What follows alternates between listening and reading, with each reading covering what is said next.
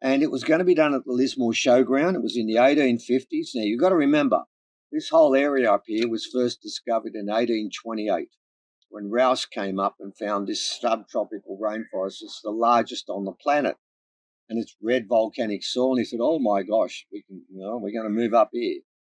So this is only 20 years after someone sailed up here. And in Lismore, there were probably less than 1,000 people in there. And there were around about, from what I've read, about 5,000 people that came to this war.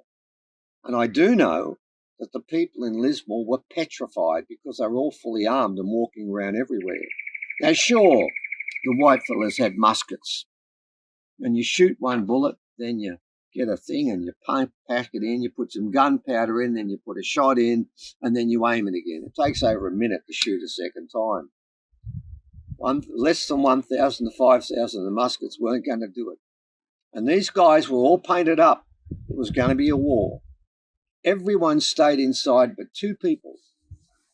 And they had fought in the Napoleonic Wars. And they sat on a hill and watched the war that went for 3 days. And they described it. And the most important part of this war that you need to understand is after 3 days, every person involved walked away.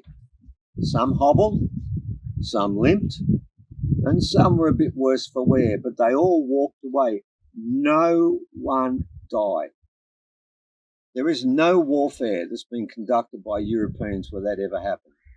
And that is the fundamental difference here.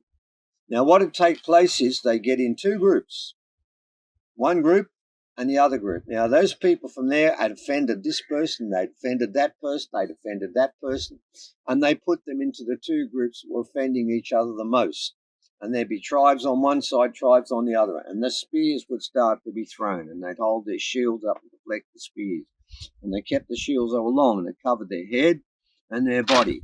Now, I can tell you, they spoke about the fact that quite a few spears hit the legs, sometimes grazed them, and the women would come up and patch them up again, get some hoop pine resin, put it on there, seal it up, or maybe wrap something around it to keep it up, and then they get back up and fight. The women would also pick up the spears when they were thrown from the other side and hand it to the men, and then they'd back off.